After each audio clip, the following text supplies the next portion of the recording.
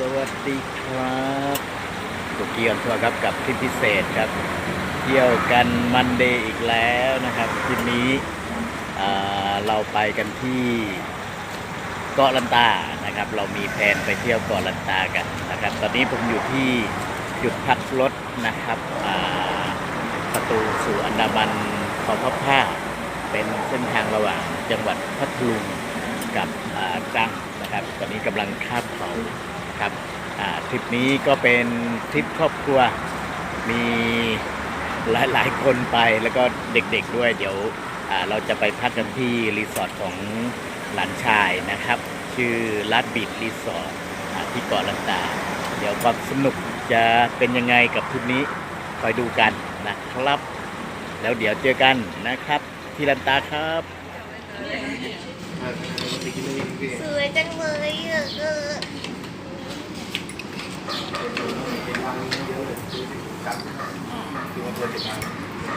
โอเคเพื่อนๆครับตอนนี้เราก็เดินทางมาถึงจังหวัดตรังแล้วนะครับเราก็จะทานข้าวกันก่อนตอนนี้เราอยู่ร้าน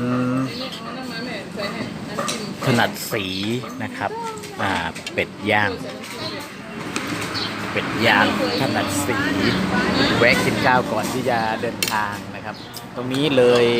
อำเภอนายงมานิดหนึ่งอยู่ซ้ายมือเลยทะเลทำมาเป็ดย่างอร่อยมากนะครับนี่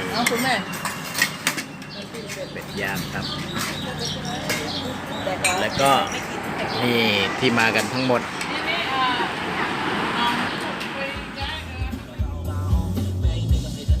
สวัสดีตอนนี้เรามาถึงเขาเรียกอะไรนะท่าเรือหัวหินไหมข้ามเกาะนะครับรอคิวข้ามเกาะอยู่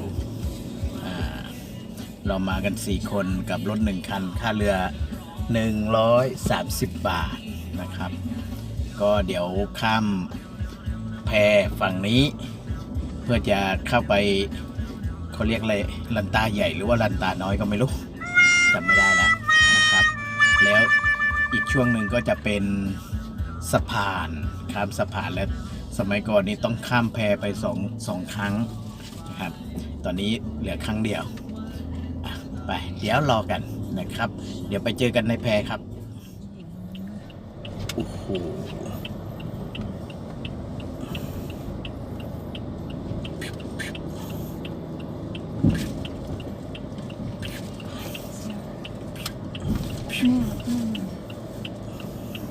แย่งปิดเลยของเรา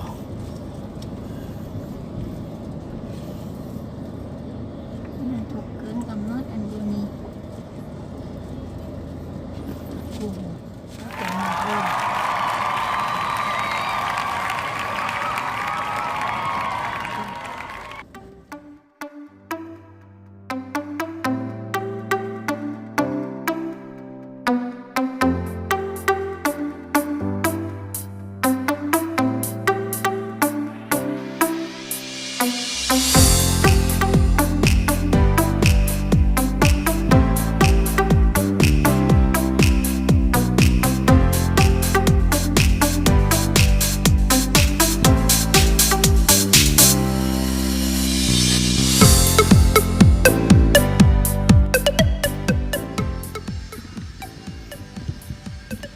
โอเคสวัสดีกับเพื่อนๆตอนนี้เราก็เดินทางมาถึงเกาะลันตาเป็นที่เรียบร้อยแล้วนะครับตอนนี้ผมอยู่ที่นี่ครับที่ว่าการอำเภอเกาะลันตาหลังเก่านะครับตอนนี้ก็จะเป็นพิพิธภัณฑ์ชุมชนชาวเกาะลันตานะครับที่นี่ถ้าเสาร์อาทิตย์ก็จะมีถนนคนเดินมีเที่ยวชุมชนวิถีชีวิตชาวลันตากันนะครับเดี๋ยวเราไปดูในชุมชนในบ้านกันว่ามีอะไรน่าสนใจกันบ้างครับไปดูกันเลยนะครับจริงๆแถวนี้เขาจะเรียกว่าชุมชนเมืองเก่าศรีรายานะครับก็ถ้าเป็นเสาร์อาทิตย์ก็จะคึกคักหน่อยวันนี้เรามาวันธรรมดาครับคนก็จะน้อยหน่อย นู่นก็ท่าเรือนะฮะจะไปดูกัน ตรงนี้ก็จะเป็นเมืองเก่าชุมชนเก่า ต้องมาเดินช่วงเย็นๆใกล้ๆค่ำจะอากาศดีหน่อย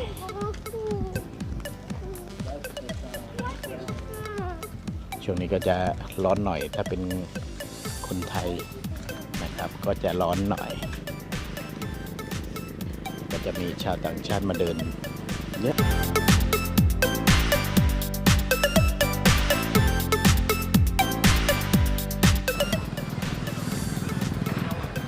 ก็จะมีร้านอาหารร้านขายของที่ระลึกอะไรต่างๆเนี่ยเยอะนะครับ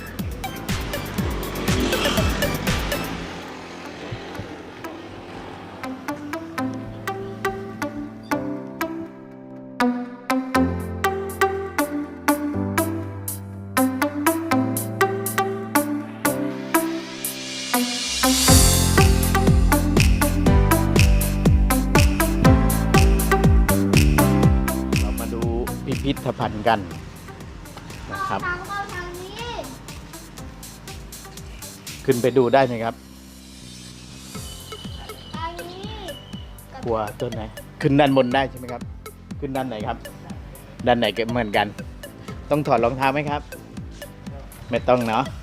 นะครับเด็กๆไปดูกันอุ้ยนี่มีห้องนี้ด้วยอุ้ยนั่นโครงกระดูกปลาวาฬนั่นแหละนี่ครับโครงกระดูกปลาวาฬอันนี้เรือโบราณครับอันนี้เรือไม้ละกำไว้ล่องเรือน่าจะไหวสวยๆนี่โครงกระดูกปลาวาฬไปดูห้องต่อไปครับพี่มี่ห้องต่อไปมีอะไรบ้างครับนี่ห้องนายอำเภอนี่นายอำเภอชื่อของนายอำเภอ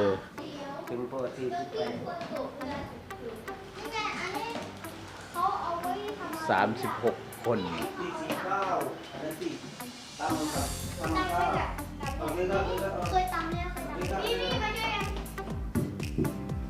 อ๋อเขาเพิ่งย้ายที่ทำการไปเพราะว่าโดนสึนามิเขาเลยย้ายไปเด็กๆมาดูนี่เด็กๆไม่รู้จัก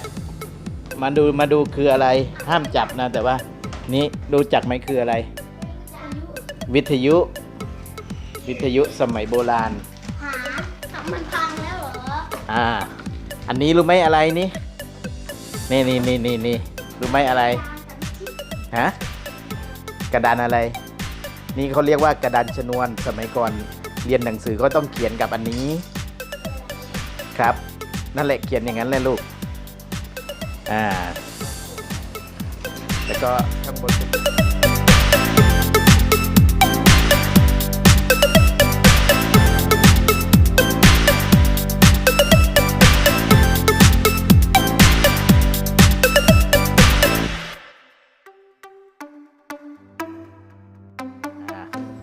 อันนี้ก็เป็นพิพิธภัณฑ์ของชาวเกาะลันตานะครับ เราก็เพิ่งรู้ว่าที่ว่าการอำเภอแต่ก่อนเนี่ยก็อยู่ที่นี่แล้วก็เพิ่งย้ายไปนะครับเพิ่งย้ายไปตอนที่มีสึนามิ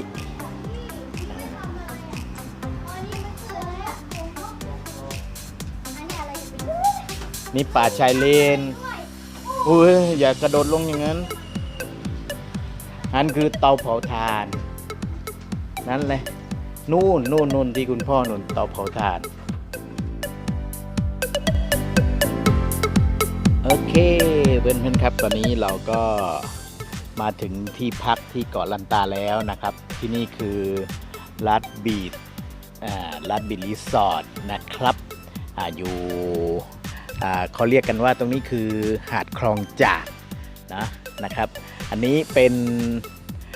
รีสอร์ทของหลานชายนะครับลัดบีรีสอร์ทเดี๋ยวถ้าใครสนใจมาลันตาแล้วอยากติดต่อที่พักที่นี่นะครับ เดี๋ยวจะทิ้งเบอร์โทรทิ้งอะไรต่างๆไว้ให้นะครับเดี๋ยวเราไปดูกันดีกว่าว่าที่ลาดบีดเป็นยังไงห้องพักยังไงนะครับสวยงามแค่ไหนนะครับที่นี่จะเป็นหาดสุดท้ายนะครับของฝั่งลันตาฝั่งนี้นะครับแล้วก็จะค่อนข้างที่จะเงียบสงบนะฮะเดี๋ยวไปดูบรรยากาศนี่ประมาณนี้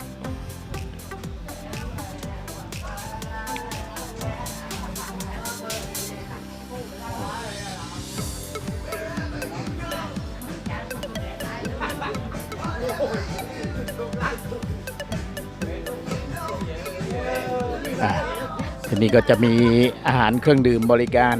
นะครับห้องพักอีกเล็กน้อยทำกันแบบครอบครัวทำเพราะอยากทำนี่บริหารงานโดยนี่น้องสิงห์นะฮะเดี๋ยวเราไปดูชายทะเลกันครับชายหาด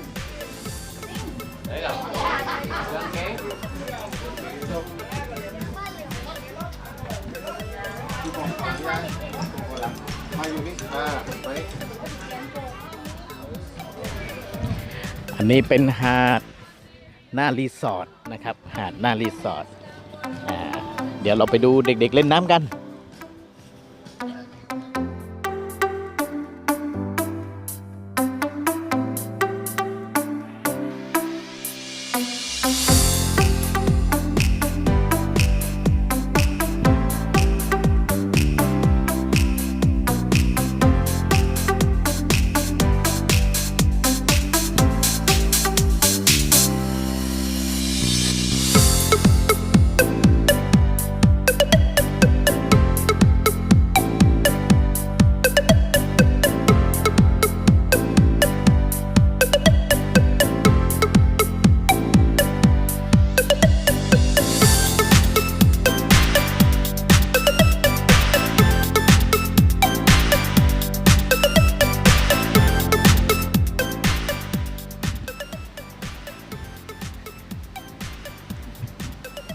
ก็ประมาณนี้นะครับ1 ห้อง2 ห้อง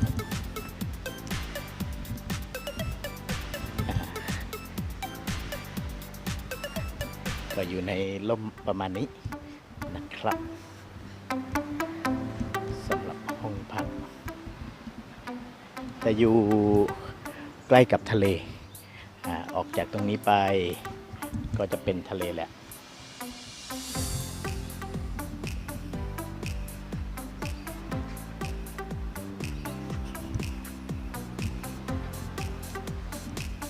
เดินใกล้นิดเดียวลงไปก็คือทะเลครับนี่ก็เป็นบรรยากาศรวมๆเหมาะสำหรับการพักผ่อนนะครับไกลผู้คนไกลความวุ่นวายใครอยากมานอนที่นี่เดี๋ยวทิ้งลิงก์ทิ้งเบอร์ติดต่อไว้ให้นะครับ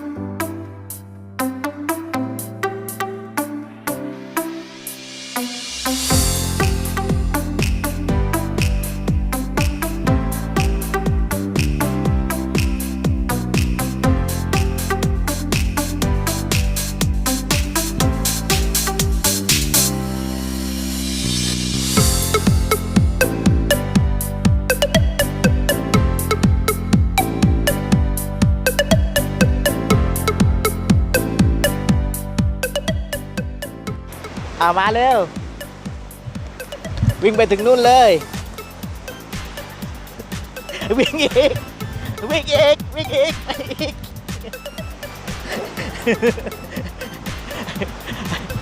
โอเค